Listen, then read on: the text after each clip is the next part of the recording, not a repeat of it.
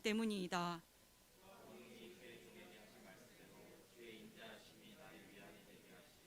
주의 긍휼이 여기심이 내게 임하사 내가 살게 하소서. 주의 법은 나의 즐거움이니이다. 아멘.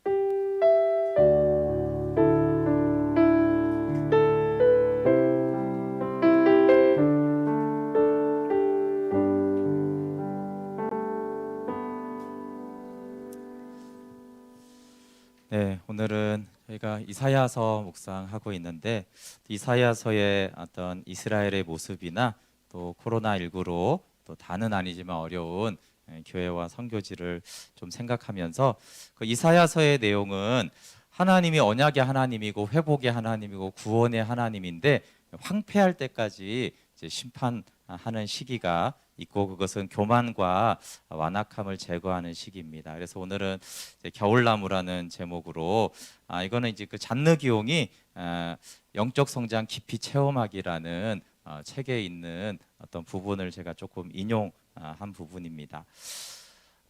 북이스라엘이 이제 멸망당하고 예수님이 그 사역했던 갈릴리가 이방의 갈릴리가 됩니다. 하나님 주신 가나안 땅이 이방의 갈릴리가 되는 그런 말씀이 이제 이사야서에 나옵니다. 어제 덕양교회 가까운데 폐차장 연기가 있는데 이렇게 저희 여기를 지나서 저쪽까지 까맣게 되는데 하필 어제 하늘이 너무 아름다운 거예요. 혹시 보셨습니까?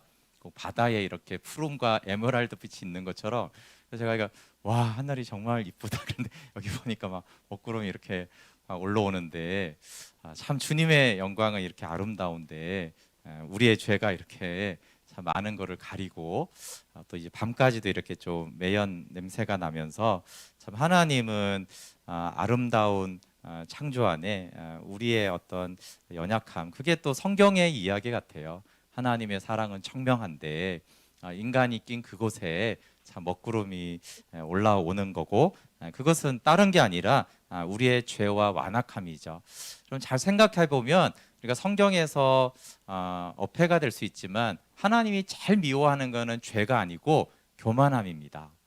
성경을 잘 보면은 죄를 가장 미워하지 않아요. 죄는 하나님 용서하시거든요. 근데 교만한 자는 하나님이 치시고 꺾으시고 패망시키세요. 근데 죄인은 하나님이 패망시키지 않으세요. 하나님이 죄인과 세리들과 함께 먹고 마시며 물론 그 죄를 떠나게 하시지만 죄인을 긍휼히 여기지만 하나님은 교만한 자를 완악한 자를 심판하시고 대적하시기 때문에 사실 우리는 단편적으로 죄가 가장 하나님과의 문제다고 생각하지만 물론 이제 죄와 교만은 연결이 될 수밖에 없지만 사실은 더 궁극적으로는 교만이고 그 교만의 한 종류는 죄를 합리화하는 거죠.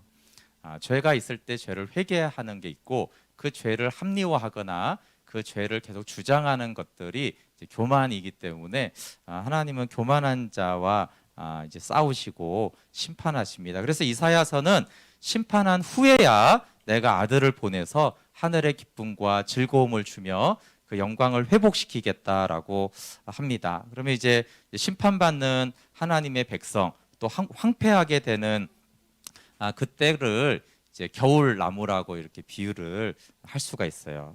우리나라는 참 사계절이 있어서 좋은 것 같아요. 이스라엘은 사계절이 뚜렷하지가 않은데 우리나라는 이렇게 사계절이 뚜렷하죠. 봄이 되면 이제 봄이 지났지만 참 보면 이렇게 생명이 이렇게 발돋움하는 생명의 계절이죠. 막 새싹이 나고 꽃이 피고 이게 죽었던 것 같은 나무에 다시 파릇파릇한 것들이 이제 싹 트는 시기가 봄의 나무입니다. 그래서 이제 여름이 되면 지금 여름이 되면 생명의 활동이 가장 왕성합니다. 나무가 쑥쑥 자라는데 물론 잡초가 훨씬 더 빠른 속도로 자라지만 하여튼 모든 게 우리의 생각보다 빨리 자랍니다. 잎들이 아니 언제 저렇게 잎들이 나왔지? 언제 저렇게 많은 잎들이 이렇게 커졌지라고 하면 요 앞에서도 아니 또 언제 또 은행은 이렇게 달렸지? 어느새 보면은 그 굉장히 생명의 활동력이 강하죠.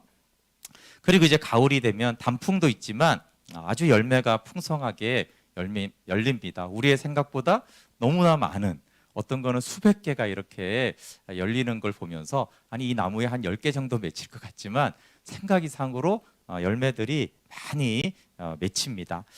그래서 이제 열매도 참 아름답고 단풍도 우리가 보기에는 참 이쁘고 그렇습니다. 그런데 이제 겨울에 접어들면은 모든 생명의 외적인 활동이 중단이 됩니다. 그리고 이제 인위적으로도 이제 많이 이제 자르고 실제적으로 나무 스스로가 이렇게 영양분이 갈 수 없도록 다 잎들을 떨어뜨리고 가지를 잘려냅니다. 그리고 이제 추위와 싸우고 그런 기간이 들어갑니다. 이 네 계절 중에 어느 계절을 가장 좋아하시고 어떤 나무를 가장 좋아하십니까? 봄, 여름, 가을은 많지만 사실 겨울나무를 좋아하는 사람은 일반적으로 별로 없습니다. 근데 하나님은 이렇게 우리의 인생에 이제 영적인 겨울을 지나가게 하세요. 믿음의 여정을 시작하면은 정말 주님을 만난 사람은 이렇게 봄, 여름, 가을, 겨울을 다 지납니다. 생명이 파릇파릇하게 움트고 야, 내 마음에도 이런 꽃이 피는 시절이 있나 하는 이제 봄과 같은 그런 하나님과의 첫사랑의 그런 마음들이 있어요. 그리고 내가 한 것보다 하나님이 더 많이 나를 자라게 하시고 무언가를 경험하게 하시는 때가 있어요. 부족하지만 그래도 열매가 있고 나한테도 이런 열매가 있구나. 내가 누군가에게 이렇게 할 수 있고 또 하나님이 나를 통해서 일하시는 그런 가을의 계절이 있습니다. 가을은 참 풍성하고 신나는 계절이에요. 그런데 이런 봄, 여름, 가을을 어떤 계절을 지나든지 예상하지 못하는 우리는 겨울이 찾아온다라는 것을 예상하지 못해요. 그래서 봄, 여름, 가을을 지나온 그리스도인에게 겨울이 다가오면 매우 당황스러워 합니다. 그럼 왜 나무에게 이 겨울이 필요하겠습니까? 이 나무가 숨겨져 있던 결함을 드러내는 시기가 겨울 나무의 시기예요. 초록의 이런 잎사귀들과 아름다움이 있고 단풍이 있으면은 사람들은 그 나무의 결함과 못난 것을 보지를 못해요. 근데 이제 그 나무를 치장하던 아름다운 것들이 다 떨어지고 나면은 그 잎들과 단풍과 열매 때문에 보이지 않았던 그러나 처음부터 있었던 온갖 종류의 불완전함과 결함들이 겨울에는 다 보여집니다. 그래서 이 결함과 우리의 자아의 모습이죠. 이런 것들이 적나라하게 모습이 드러날 때 먼저 내가 놀라고 남이 그걸 보게 되면 남도 충격을 받습니다. 아니 이렇게 악하고 교만하고 죄가 있고 이기심이 많은지를 내가 미처 이제 몰랐던 그런 것이죠. 근데 하나님이 겨울을 통해서 불필요한 것들을 다 제거합니다. 잎, 꽃, 열매가 다 필요하잖아요. 근데 한편으로는 어떤 시기에는 이게 다 불필요한 거예요. 그래서 잎도 다 떨어뜨리고 열매도 다 떨어뜨리고 이 모든 것들을 다 떨어뜨릴 때 궁극적으로 나무에게 가장 중요한 건 뿌리와 줄기거든요. 사실 이제 그것만이 핵심이고 중심인데 그게 보통 나무에서는 그 뿌리는 보이지도 않게 눈에 또 그 줄기의 투박함이 눈에 띄지 않아요. 그래서 우리는 꽃을 보고 자 그래서 저희 집 앞에 있는 벚꽃나무를 볼 때마다 야 이게 보면 엄청 아름다웠는데 이렇게 못생겼구나 이렇게 제가 이제 생각을 하면서 지나갑니다. 네 여러분 우리가 봄, 여름, 가을, 겨울의 나무가 다요. 근데 그 네 계절의 나무 중에서 어떤 나무가 진짜 나의 모습일까요? 볼품없고 결함이 드러난 자신의 모습을 보고 이렇게 충격을 받은 다음에 사람들이 대부분 하는 생각은 어떤 생각이냐면 은혜가 시작되었던 봄을 생각해요. 그때는 참 좋았는데 그때는 나는 주님을 찾지도 않고 그랬는데 그때 주님이 나를 찾아오셔서 그 첫사랑의 은혜를 주셨는데 그냥 뭐 별것도 안 해도 눈물이 나고 감격이 왔었는데 그때 봄나무 때를 생각해요. 또 이렇게 조금 이제 열심히 믿었던 분들은 주님이 내 마음에 기쁨을 주시고 평강을 주시고 참 나를 통해서 그 영혼들이 살아나고 회복되어지는 그런 삶들이 변화되는 그런 모습들을 기억하면서 그때가 계속 생각이 나는 거예요. 그러면서 생각을 해요. 왜 내가 이렇게 되었을까? 그때는 안 그랬는데. 이렇게 생각을 합니다. 왜냐하면 스스로에게는 실망과 좌절, 정죄감이 있고 사람들에게는 불평과 분노가 나옵니다. 그래서 그 봄, 여름, 가을을 이제 그리워하면서 수개월에서 수년 동안을 이제 생각에 잠겨요. 옛날엔 안 그랬는데, 나 이런 사람 아닌데, 이렇게 이제 생각을 하면서 겨울을 계속 보냅니다. 근데 여러분, 중요한 질문은 이거예요. 그 겨울나무가 정말 변한 것일까요? 겨울나무가 변해서 겨울나무가 된 것일까요? 전혀 그렇지가 않다는 거예요. 그 겨울나무는 처음부터 그 모습이었어요. 봄에도 여름에도 풍성한 가을에도 그 모습 그대로였어요. 다만 나무의 벌거벗은 모습을 가려주었던 잎들과 열매들이 있어서 나도 보지 못하고 남도 보지 못했을 뿐이고, 그렇게 치장하고 가려졌던 것들이 이제 사라졌을 뿐입니다. 지금 이렇게 벚꽃을 보시면 못생겼는데 그게 봄에는 안 그랬습니까? 그 줄기가? 봄에도 그랬습니다. 근데 봄에는 꽃을 보느라고 그걸 못 보는 거예요. 봄에 벚꽃이 진 후에 아까 말한데 참 봄나무가 못생겼습니다. 그때도 못생겼었던 거예요. 근데 겨울이 오기 전까지 우리는 모두 아름다운 모습을 사람들에게 보여줄 수 있어요. 그렇지만 아무리 아름다운 그리스도인이라고 해도 본 모습이 그대로 드러날 때가 옵니다. 제가 이런 착각에 많이 빠졌었어요. 겨울이 오고 결함들이 보이자 하나님과의 첫사랑이 생각이 났죠. 그리고 정말 주님이 내 영혼을 충만하게 해서 이 땅에 모든 것이 필요 없고 오직 주님 한 분이면 충분한데라는 그때도 생각이 나고, 열심히 사역을 하면서 하나님이 역사하시고 사람들을 변화시키는 때도 생각이 나고, 또 하나님이 뭐 그게 성령 체험이든 물질에 대한 공급이든 정말 하나님 살아계신 것을 경험하는 때를 생각을 했어요. 그러면서 제가 왜 이렇게 변했을까? 무엇 때문일까? 이렇게 생각을 했는데 말씀을 묵상을 하고 아까 잔느기 그 책을 썼다고 했잖아요. 이렇게 보면은 그때 알게 되는 것이 있어요. 이게 원래 내 모습이었구나. 원래 내가 이렇구나. 그냥 잎과 꽃들이 떨어졌을 뿐이에요. 그거는 이제 달라졌지만 원래 그런 거예요. 원래. 근데 그때는 그럼 언제냐 하면은 하나님이 은혜로 가려주시고 덮어주시고 열매가 있을 이유가 없는데 이렇게 열매가 있게 하는 거예요. 그래서 스스로도 좀 자부심이 있고 남들이 봐도 참 아름답군요. 참 먹음직하군요. 이렇게 이제 말해주던 시기였던 것이고, 그것은 하나님이 그냥 꽃과 잎과 열매를 주신 거였어요. 그래서 여러분, 겨울나무의 이 비참한 상태가 우리가 더 악해진 게 아니에요. 우리는 내가 옛날엔 착했는데 악해졌다. 옛날에는 내가 헌신적이었는데 지금 게으르다. 옛날에는 이렇게 영혼들을 사랑했는데 지금은 그렇지 않다. 이렇게 생각을 하는데 그렇지가 않습니다. 그게 원래 내 모습이에요. 원래 나는 악하고 이기적이고 승질을 내고 배려가 없는 그런 사람이었던 것이에요. 그래서 갑자기 내가 악해진 게 아니라 나의 진짜 모습을 보았을 뿐이에요. 그리고 잎과 꽃과 열매를 그리워하는데 가만히 생각해 보면 그것은 오직 하나님의 영광을 위해서 겸손으로 내가 행한 것이 아니었어요. 나의 열심, 나의 의, 나의 선함, 사실은 외식의 한 형태였기 때문에 여러분, 하나님은 영원한 열매를 따지는 않으세요. 영원히 맺혀질 열매라면 하나님이 그 열매를 떨어뜨리지 않습니다.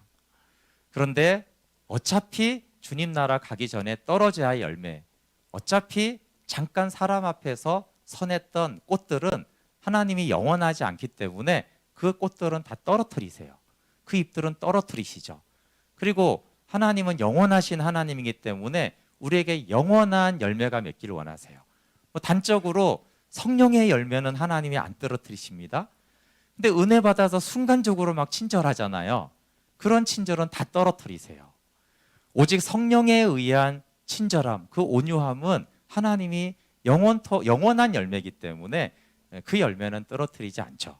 근데 왔다 갔다 하는 열매, 불 받으면 친절했다가 불 사라지면 안 친절해지는 그런 그냥 인간에 의한 그런 것들은 다 떨어뜨리세요. 하나님이 영원하시니까 그렇습니다.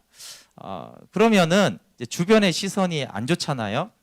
나도 안 좋지만 벌거벗고 상처받은 채 아무것도 가리지 못한 나무는 어떻게 보이겠습니까? 여기 사진은 그 가시나무 시인과 춘장의 하덕교 목사님 그 사진이에요. 여러분, 외적인 우리의 친절함과 아름다운 성품의 입이 다 사라지면은 주변의 사람들이 우리의 결함들을 보게 돼요. 그러면 이제 너무나 자존심이 치명적인 상처를 받아서 죽을 때까지 이 수치심과 비참함이 회복하지 못하는 경우도 있습니다. 그렇지만 고통스러운 일이지만 자신의 실제 모습을 보는 것은 하나님 편에서는 가장 큰 은혜의 시간입니다. 자기의 본 모습을 보지 못한 사람들은 참된 회개를 할 수 없어요. 회개가 없이 믿음이 없죠. 아닌데 난 옛날에 펑펑 울면서 회개했는데 아닙니다. 그것은 참된 회개가 아니에요. 만약에 그것이 진실한 회개였다면 하나님은 겨울을 오게 하지 않으십니다. 그때는 너무나 세상적이어서 너무나 표면적인 회개를 했던 것뿐이에요. 충격적인 자아의 실체를 보지 못한 사람은 여전히 교만에 빠진 사람입니다. 자신의 진짜 모습을 보지 못한 사람은 참된 자아의 죽음을 이해할 수도 경험할 수도 없어요. 그래서 겨울나무의 충격적인 이기심과 교만 속에서 하나님이 이걸 보이신데, 놀라운 사실은 여러분, 우리는 봄, 여름, 가을에는 생명이 있고 겨울에는 생명이 없다고 생각을 해요. 근데 놀라운 것은 그 겨울에도 그 나무 안에는 여전히 생명이 존재하고 흐르고 있다는 거예요. 그리고 봄과 여름과 가을과 동일한 생명이 겨울나무에도 흐르고 있고 그 안에 있다는 것이에요. 외적으로 나타나지 않을 뿐이죠. 그러면 이게 내가 보는 겨울나무와 겨울나무가 된 나를 사람들이 보는 그 시선과 주님의 시선은 전혀 다릅니다. 주님은 겨울나무를 보고 실망하지 않습니다. 왜 실망하지 않을까요? 원래 그런 줄 알았기 때문에 그래요. 그럼 우리는 큰 죄악을 짓거나 너무나 비참하게 됐을 때 하나님 앞에 이렇게 말해요.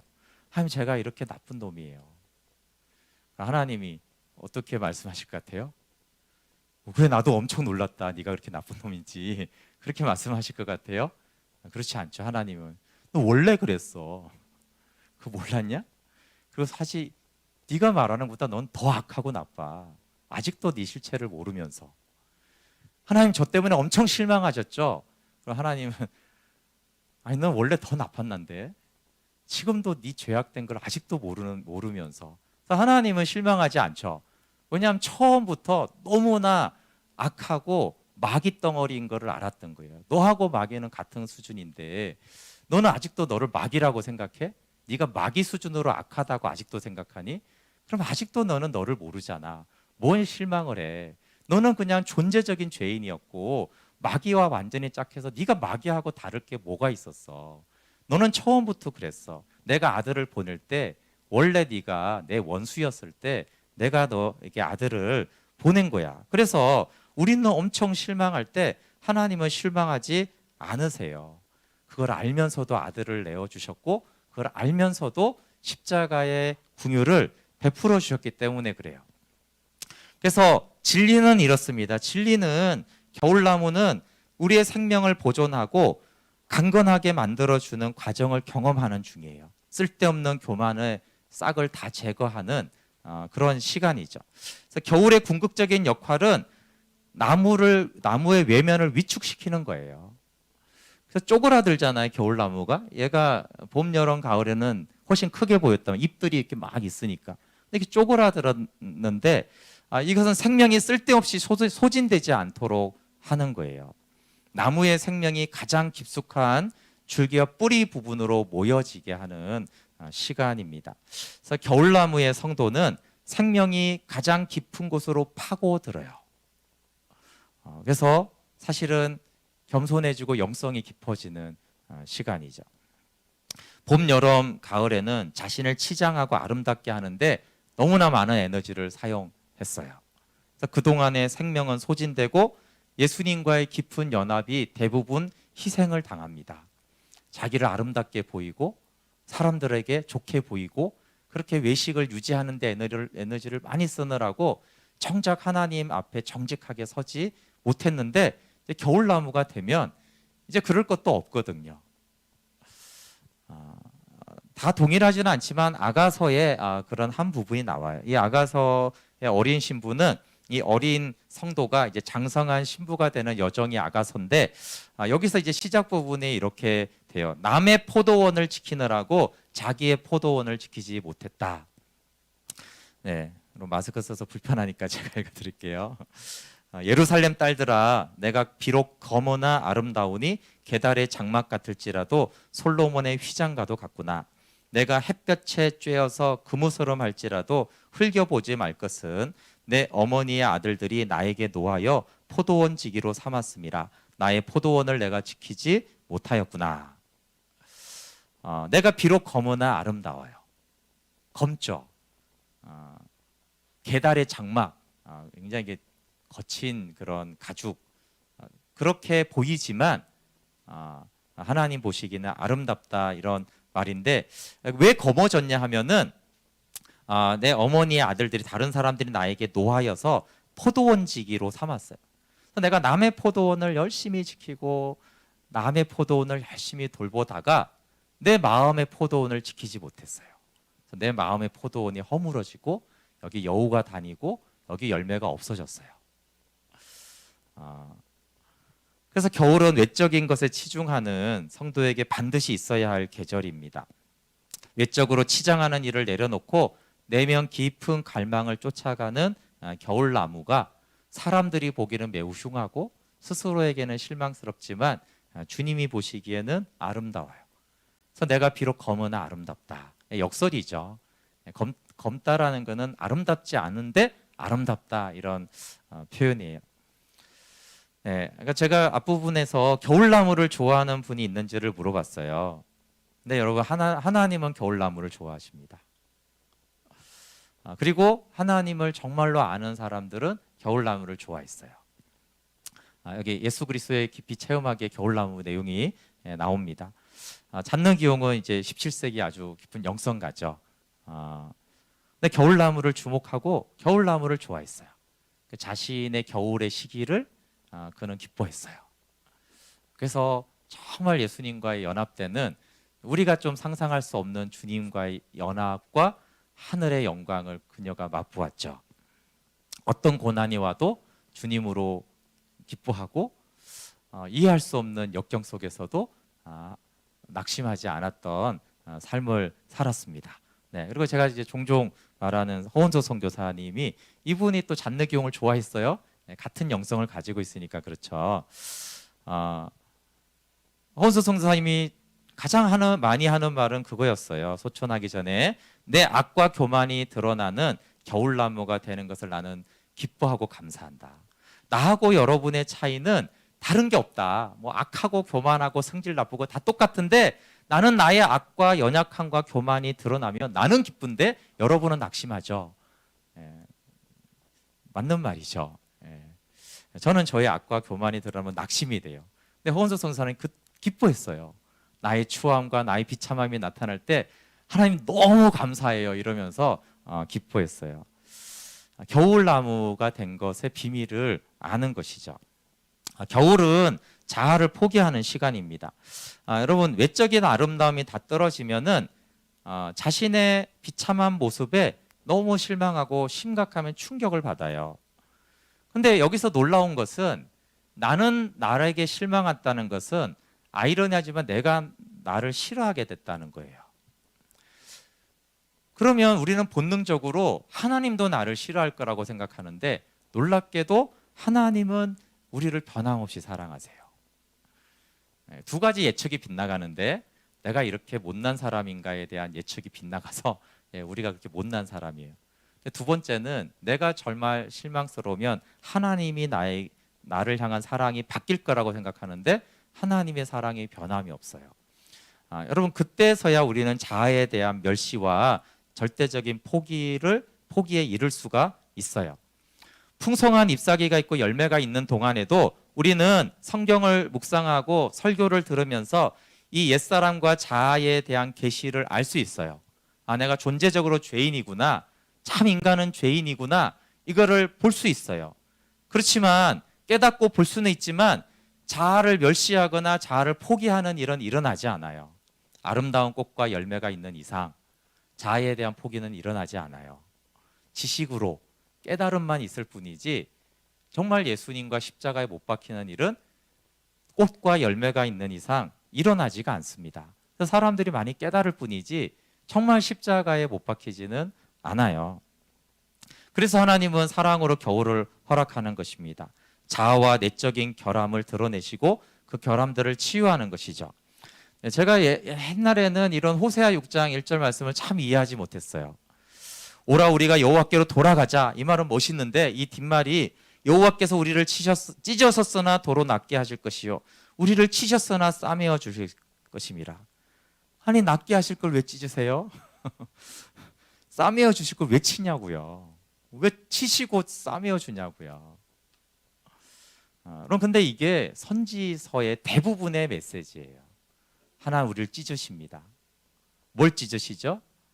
그냥 있는 거를 찢었다 싸매는 게 아니라 교만을 찢으세요. 교만을. 완악함을 찢으시고 겸손과 사랑으로 싸매어 주시는 거예요. 전혀 다르죠. 정말 의사가 수술하는 것과 똑같아요. 찢어야만 고쳐지기 때문에 그 교만과 완악함을 다 찢어 버리십니다. 그러면 겨울을 맞이하는 것은 참 어려운 일이에요. 겨울나무의 결함은 우리 안에 있었지만 의식하지 못한 것들이에요. 승질이나 행동과 말과 태도는 원래 우리 안에 있었는데 내가 의식하지 못했던 것들이 나타나는데 겨울에는 결함이 나타나면서 다양한 공격이 시작되는데 먼저 스스로가 자기가 낙심하고 사람들은 그런 나를 보고 싫어해요. 그래서 이제 비판하고 판단하고 충돌이 일어나고 사단의 정죄와 공격이 시작이 됩니다. 근데 여기서 가장 어려운 것은 사실은 하나님의 면전에서 쫓겨난 것과 같은 그런 느낌이에요.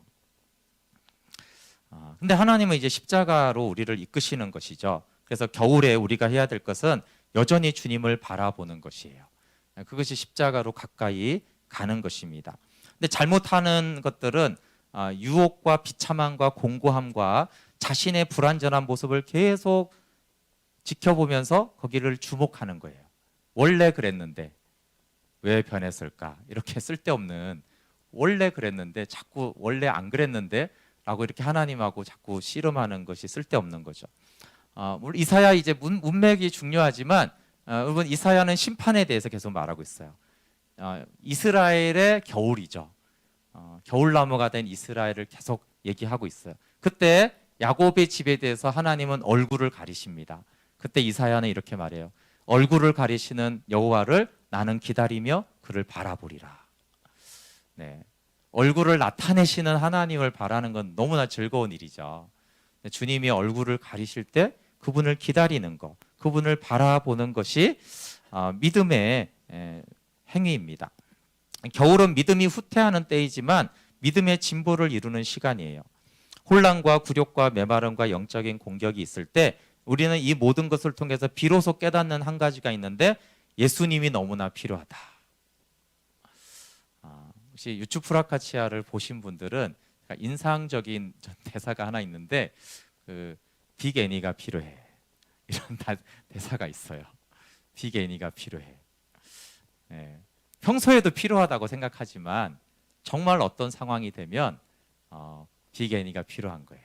그래서 우리는 보통도 다 예수님이 우리가 필요하죠. 근데 어떤 상황이 되면 정말 예수님이 필요해. 나한테는 예수님이 필요해. 다른 게 다 없어져도 나한테는 예수님이 필요해. 그걸 깨닫는 것이 이제 겨울이죠. 그리고 또 하나가 있는데 그것은 예수님의 은혜가 없으면 나는 이런 모습이겠구나라는 것을 깨닫게 돼요. 예수님 때문에 내가 이렇게 체면 차리고 예수님 때문에 내가 이렇게 살아갈 수 있는 것이지 예수님이 없으면 나는 이렇게 살아갈 인생이구나라는 것을 깨닫게 됩니다. 그래서 우리는 비참하지만 영적으로 진보하는 상태인 것이죠. 여러분, 뿌리가 깊은 나무는 나무에게 가장 필수적이잖아요. 우리는 꽃과 잎과 열매를 주목하지만 사실 나무에게 가장 중요한 건 뿌리예요. 뿌리가 깊어야 되잖아요. 근데 가뭄이 없이 계속 비가 오고 햇빛이 있으면은 항상 엄청난 열매가 맺히지만 뿌리는 얕아집니다. 가뭄의 뿌리는 깊어져요. 그래야지 풍랑과 태풍이 왔을 때 여러분, 얕은 뿌리와 엄청난 가지와 열매는 가장 치명적이에요. 차라리 뿌리가 얕으면 열매도 적고 나무도 안 커야죠. 뿌리는 얕은데 나무는 크고 열매는 어마어마하게 다쳤을 때 태풍이 오면 어떻게 할 겁니까? 이거야말로 나무에게 가장 큰 비극이에요. 그래서 가뭄이 깊은 뿌리를 내리게 하고 깊은 곳에서 생수를 만나게 합니다. 도종환의 시에 이런 한 부분이 있어요. 얕은 물에는 종이배 하나 뜨지 못한다. 그대 가슴엔 종이배 하나라도 뜨는가. 얕은 물은 잔돌만 만나도 소란스러운데 큰 물은 깊어서 소리가 없다. 그대 오늘은 또 얼마나 소리치며 흘러갔는가. 맞는 말이죠. 깊은 물에는 고래도 살고 항공모함도 뜹니다. 겨울을 믿음과 사랑으로 보낸 시편 기자의 말씀이에요. 오늘 본문을 좀 보고 마무리할게요. 오늘 내용을 보시고 시편 기자가 그렇게 고백했다라는 것을 우리가 금방 알 수가 있는데요. 우리 시편 119편 67절 한번 보면요. 고난 당하기 전에는 내가 그렇 행하였더니 이제는 주의 말씀을 지키나이다. 71절에 고난 당한 것이 내게 유익이라 이로 말미암아 내가 주의 율례들을 배우게 되었나이다. 여러분, 이건 그냥 고진감래가 아니에요. 고난이 교훈을 줬다 이런 것이 아니라 고난 전에는 교만하고 완악함으로 내 주장 내 뜻을 고집했어요. 근데 고난을 통해서 자아의 실체를 보고 부인한 사람은 주의 말씀을 지킵니다. 여기 그렇 행하였다는 건 단순한 행위적 잘못을 말하는 것이 아니라 교만과 완악한 마음으로 행한 것을 말합니다. 봄, 여름, 가을에도 여러분 하나님에게 순종을 합니다. 나름. 열매를 주는데 우리가 순종 안 하겠어요? 근데 겨울을 지나면 겸손의 순종을 합니다. 은사 많이 받고 역사를 많이 경험한 사람도 순종하죠. 근데 그때는 겸손의 순종이 아닌 다른 순종이에요. 열정의 순종, 기쁨의 순종인데 고난을 당한 이후에는 겸손의 순종을 하게 됩니다. 75절에 여호와여 내가 알거니와 주의 심판은 의로우시고 주께서 나를 괴롭게 하심은 성실하심 때문입니다. 네, 겨울나무를 이해하지 못하면 여기 본문을 이해하기가 어려워요. 주의 심판은 의로우시고 뭐 그럴 수 있는데 주께서 나를 괴롭게 하셨다는 거예요.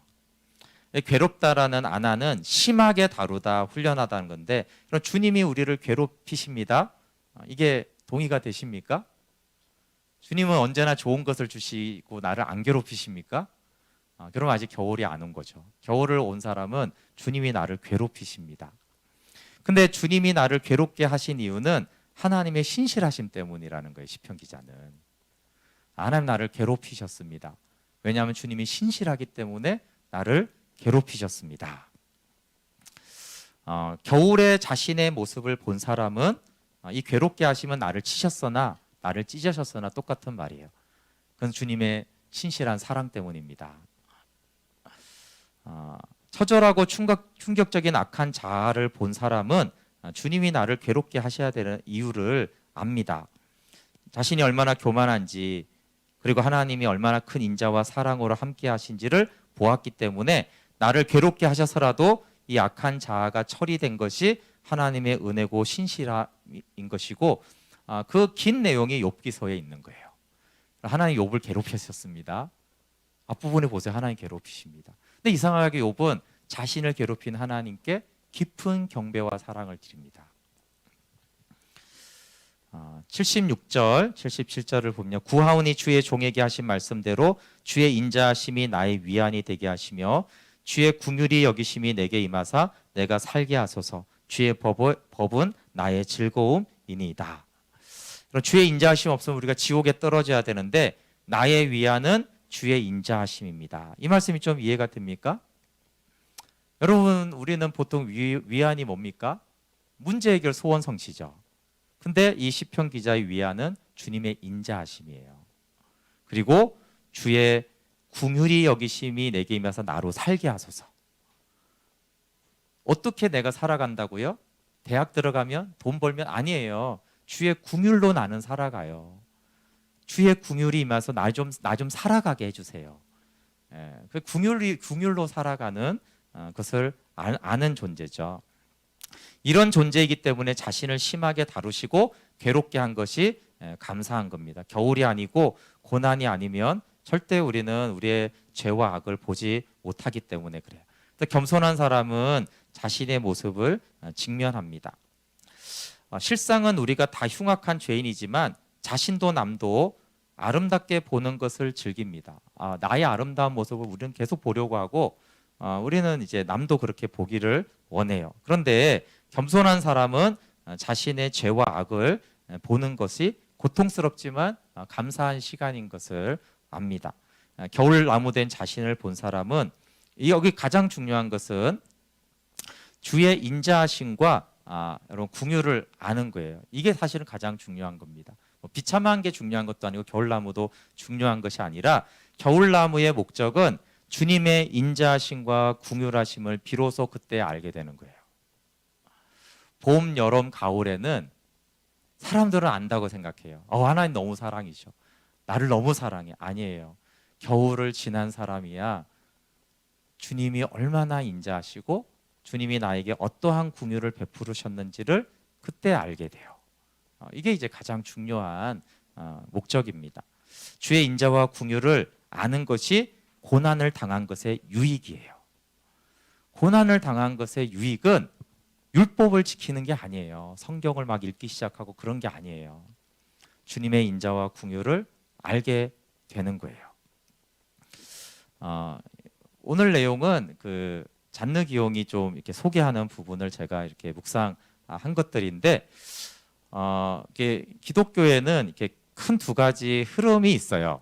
하나는 이제 제가 금요일에 기독교 강요를 설명하는데 칼빈이 이 신학자 계열의 영적인 대표적인 사람이죠.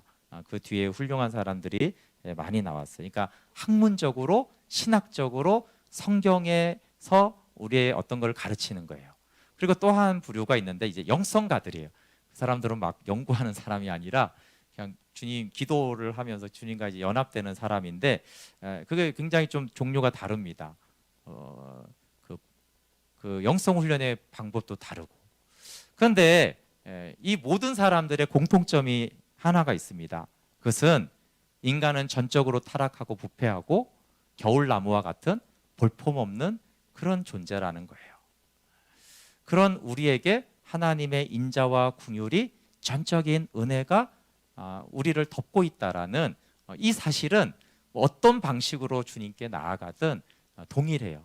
주님을 깊이 알았던 사람의 동일한 고백은 학문적으로 접근을 하든 영성가로 접근을 하든 성경을 파고들든 기도를 깊이 하든 공통적인 것은 나의 부패함과 교만을 보는 것이고 그 모든 것을 덮어주신 하나님의 은혜가 나로 하여금 살게 한다라는 그 인자하심을 아는 것입니다.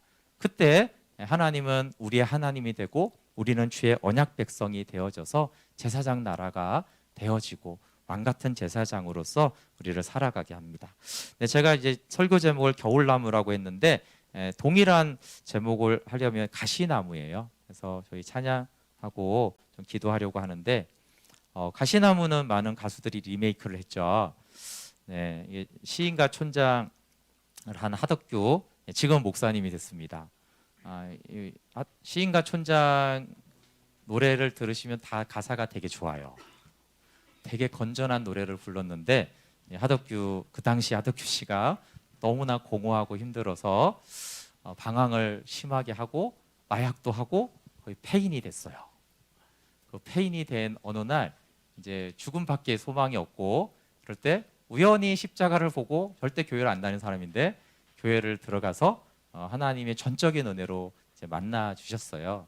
그리고 주님을 만나고 거의 초창기에 쓴 노래가 이 가시나무라는 노래예요. 사실 이게 이제 하나님을 만나고 나서 이제 고백한 인 것이고 그 황량한 겨울을 통해서 자신을 만나 주신 하나님을 사실은 고백하는 겁니다. 같이 좀 부르면서 겨울나무 내 속에 있는 그 가시들 찬양하고 같이 기도할게요.